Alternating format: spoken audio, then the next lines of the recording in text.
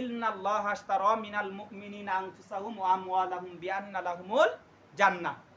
আল্লাহ তাআলা বলেছেন কোরআনুল কারীমের 9 নম্বর সূরার 111 নম্বর আয়াতে বলেছেন যে ঈমানদারের সঙ্গে আমি আল্লাহ একটা ব্যবসা করেছি।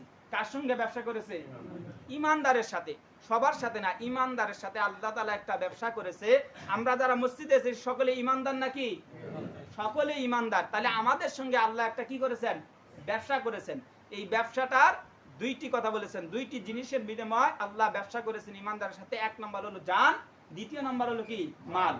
জান এবং মালের বিনিময়ে আল্লাহ বিআন্না লাহুমুল জান্নাহ, আল্লাহ বলেছেন জান এবং মাল, ঈমানদারের জান এবং মাল আমি আল্লাহ ক্রয় করে নিয়েছি কিসের দ্বারা?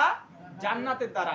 যেই ব্যক্তি ঈমানদারের জান এবং মালকে, যেই ঈমানদার তার জান এবং মালকে আমি আল্লাহর রাস্তায়, আমি আল্লাহর জন্য বিলিয়ে দিবে, আমি আল্লাহ বলে দিলাম বিনিময়ে তাকে জান্নাত দান করব বলি। সুবহানাল্লাহ।